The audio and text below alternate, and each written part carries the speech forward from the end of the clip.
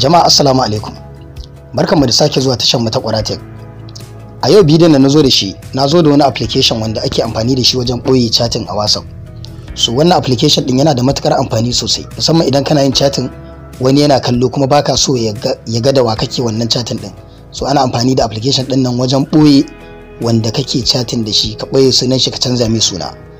Idan ba ku yi subscribing channel din mu ba, ku yi subscribing, sannan ku taba alamar karawa domin kada bidiyon mu masu amfani irin waɗannan su wuce ku.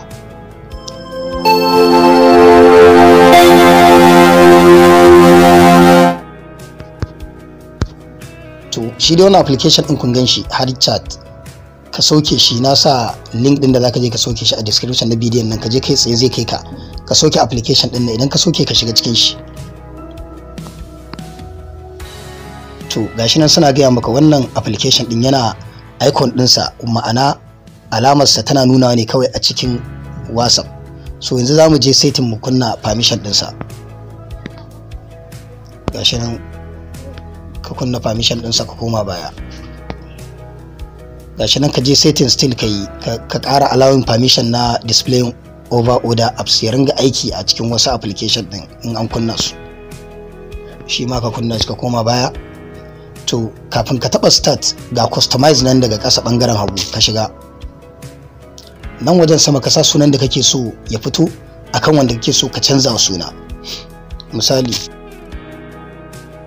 a sa Qwara, sannan nan zaka canza girman rubutun. Idan ka taba plus din nan zai karu, idan ka taba minus kuma zai ragu. Sannan ga online status, kana so ya rubuta yana online ne ko kana so ya nuna yana typing ne ko kuma empty ba komai a wajen. Misali zan iya sa shi a online. Sannan nan wajen kuma tsakiya icon ne, idan kana so zaka iya canza hoton da yake akan profile din wanda kake so baka so a gani din. Kun gane ko? Misali zaka iya shiga ka dauko wani hoto a gallery ɗinka. Gashi na yi allowing permission, zan dauko hoto a gallery na in saka.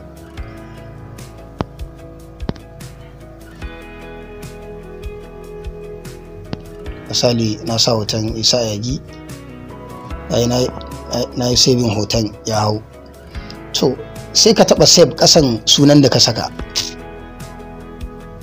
Kun ga na yi saving din shi ya hau. To kawai sai kai baya, sai ka kunna start din nan. Kun ga daga bangaren hagu ga wani icon alama nan ya fito, gashi nan ina yawo da ita. To wannan alamar ita za ta fito a cikin WhatsApp. Yanzu za mu je cikin WhatsApp. Kun ga yanzu na shiga cikin WhatsApp, zan zaɓi wani chatin misali da nake so na canza sunan shi. Misali bari in je in nemo wani chatin da nayi a WhatsApp. Misali wannan chatin din da senior. To abinda zaka yi shine, idan wani ya leko ya ga kana yin chatin, kai kuma baka so ya ga da wa kake chatin, sai ka taɓa wannan icon din. Kana taɓa kun ga sunan ya canza, ya koma Qwara online din nan. So kawai mutane za su yi tunanin cewa ai da Qwara online chatin. Idan kuma kana so ka mayar da shi yanda yake da, sai ka ƙara taɓa icon din. Kun ga ya koma yanda yake, wato Alhaji Senior. To wannan application din muna amfani da shi matuƙa wajen wato boye wanda muke chatting da shi. So idan wani ya zo ya ga wannan chatting din, zai tunanin cewa ai da wannan wanda ka sa din, wannan Qwara da shi kake chatting. Ko kuma ma wani lokacin muna amfani da shi wajen nuna mutane muna chatting da wasu sanannun mutane ta hanyar sa hotonsu da sunansu. So ina fata kun ji daɗin wannan bidiyon. Idan kana da wata tambaya ku yi min magana a bangaren comment, insha Allah zan ba ku amsa cikin gaggawa. Sai an jima, na gode.